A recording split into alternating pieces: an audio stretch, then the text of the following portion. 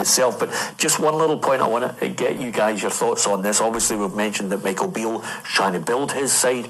I'm hearing all sorts of superlatives about Ange Postecoglou's Celtic side, and I think they deserve tremendous credit. And now there's the big comparisons that always happen.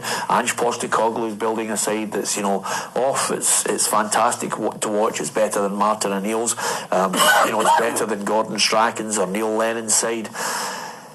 The only flip side to that is how good are they, Ruffy? And I would offer a couple of things just as a caveat to this. Martin O'Neill's side was playing against a number of good teams. I thought there was a stronger Rangers definitely when Martin O'Neill took on Dick Advocaat's Rangers side, and there was a couple other teams that had good quality players in there. Gordon Strachan had half the budget of Martin O'Neill and still managed to get them into the knockout stages of the Champions League, and Neil Lennon's side, first time around, produced some good performances, namely against Barcelona with Tony Watt scoring. So I just wonder, because I think the standard of clubs out with Celtic, Rangers and Hearts is poorer than 20 years ago. I was just going to say that the other night. I think Celtic, the only time Celtic will be tested when we go into Europe against really, really good sides. Just like you've said there, I think Rangers have done well. I think Hearts to a certain extent, but it just shows you how poor our SPL is. We've got 2 semi-finals, and apart from Rangers and Celtic, there's no Premiership teams in it. You've got 2 Championship sides and a First Division team in the semi-finals. Could be in the semi-finals. Not one Premiership team is in the semi-final. I think that just shows you how poor the rest of them are.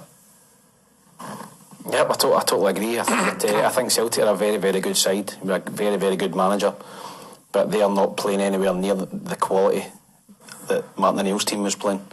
I was playing back in that era, and Hearts and Hibs. Hearts were very good under Craig Levein. Hibs had a good side under Alec McLeish.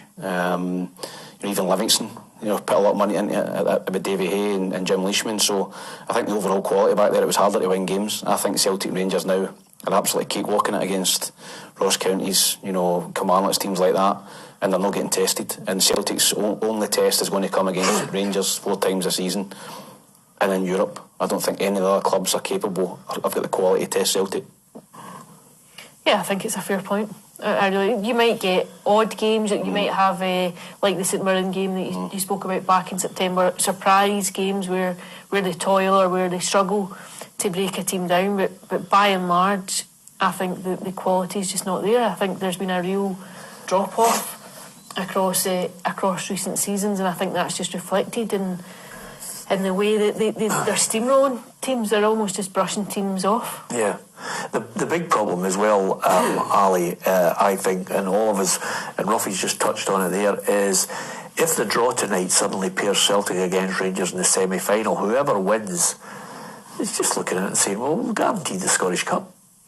Yeah, I think no one will say it, no one's ever going to come out and say it, but yeah, that would be the received wisdom. You never know, of course, like football doesn't always go to plan, but essentially, you would see Celtic and Rangers as significantly stronger than Ayr or Falkirk or Inverness if that was who the finalists were.